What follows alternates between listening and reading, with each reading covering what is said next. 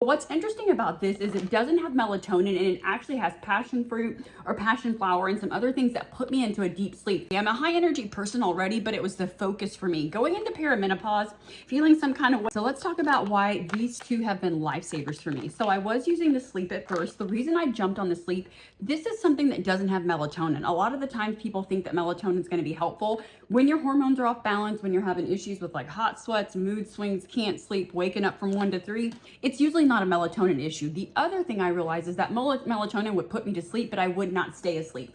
This has chamomile, GABA, reishi, cordyceps, saffron. Saffron's going to come in and it helps with my mood.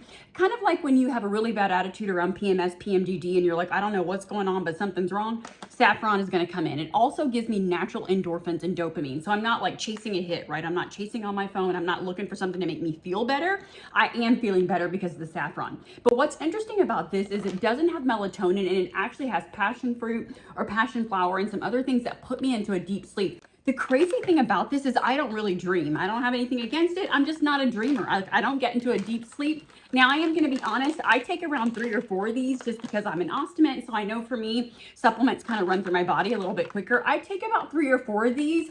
I have the deepest sleep. So 2 things, not necessarily a downside. I have super deep sleep. I dream, but I don't sleep as long. So it's interesting. When I don't take these, I sleep for maybe 7 or 8 hours and I feel good, right?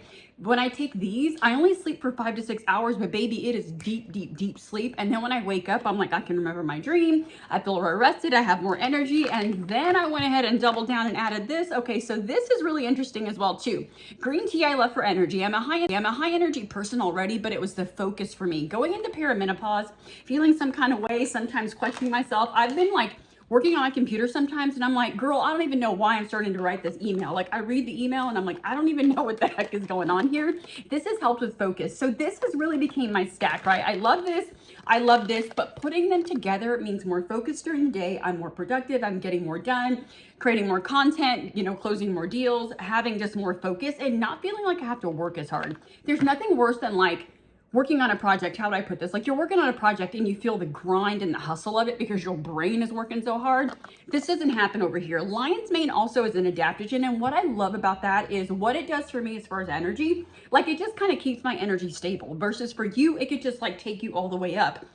That's why I kind of like the combo, right? Because I feel like I need the energy and the focus, but also I'm that person that I'm high energy. I don't do content. I don't do big things like at 9 o'clock at night because it revs me up too much.